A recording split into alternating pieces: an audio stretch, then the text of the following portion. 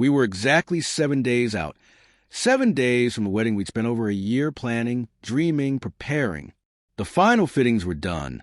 The rings tucked safely in that little velvet box in my sock drawer, my suit hanging in the closet, pressed and perfect, waiting for the moment I'd slip it on. Everything was ready. Or at least, that's what I believed. It was a quiet Sunday afternoon, golden sunlight spilling through the windows of her apartment, warming the kitchen where we sat, side by side, going over seating charts one last time. The table was cluttered with envelopes we hadn't mailed yet, a half-finished cup of tea, a pen balanced on her notebook. She was unusually quiet, her laptop open in front of her, the screen still and untouched for what felt like forever. "You okay?" I asked, casual at first, distracted by my own notes. She nodded without looking up, but said nothing. I let it go until the silence stretched too long, too heavy, and I asked again, softer this time. That's when she closed the laptop gently, pushed it aside like it suddenly weighed too much, and whispered, "I need to tell you something." There was a tremble in her voice I'd never heard before. My heart stopped. My mind raced through possibilities. Something was wrong with her family. Maybe she lost her job. Maybe she was sick. But when she lifted her eyes to mine, I saw it before she even said the words. This was about us. "I've been thinking," she began, slow and cautious, like each word hurt her mouth, "and I don't know if I'm ready. For the wedding. For marriage. I don't know if I can do this."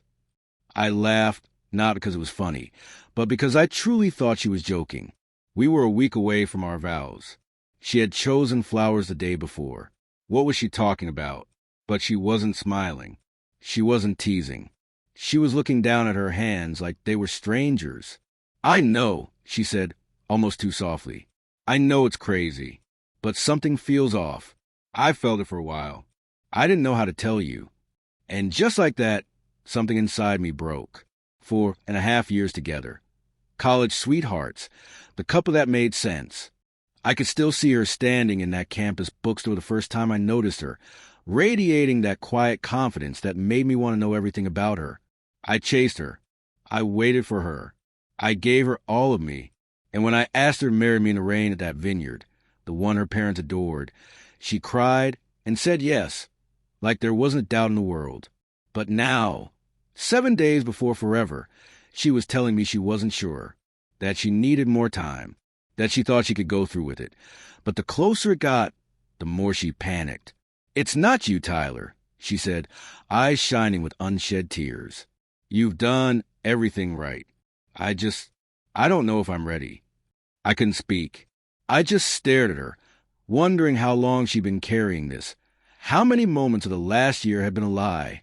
How many times she'd smiled through a plan, a decision, a toast, when her heart wasn't it anymore. I stood up. I didn't shout. I didn't beg. I just walked out the door, because I needed air, space, answers I wouldn't find sitting across from her at that table. I sat in my car for hours, numb. No tears, no rage, just a heavy, aching emptiness of watching the future I'd built in my head crumble into nothing.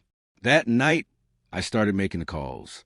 The venue, the caterer, the band, the florist. I didn't offer explanations. I didn't ask for sympathy. I just said, quietly and calmly, that the wedding was off. Each call hurt, but with every detail I unwound, every thread of the life we'd been stitching together that I pulled free, I could breathe a little easier. My mother called, frantic. My best friend, Ethan, knocked on my door twice. I didn't answer. I packed a bag instead, booked a ticket to Lisbon on a whim, because I needed to be anywhere but there, anywhere but in the city that was supposed to witness the start of forever. Lisbon was beautiful and heartbreaking. I walked those streets alone, imagining the week that should have been. Us laughing at our rehearsal dinner, us dancing under string lights, me waking up next to my wife in a hotel room full of sunlight. Instead, I ate alone. I slept restlessly in rooms that smelled like dust and lavender. And yet, there was something honest in that loneliness. For the first time in years, I wasn't responsible for anyone's happiness but my own. I stayed in Lisbon 4 days, then Porto, then Spain. My phone buzzed now and then, missed calls, messages I didn't read. And then her name lit up the screen. "Can we talk?" I stared at it. Hours passed. I didn't answer, because what was left to say? Her silence before spoke louder than any words could now. She hesitated. I decided. That night, I blocked her number. Quietly. No drama. No final conversation. Just an ending. Almost a year has passed. I never went back to her city. I sold the engagement ring and used the money to fund more travel. I rebuilt a life, not the one I planned, but one I could be proud of. I learned that love isn't about grand gestures or fairy tale endings.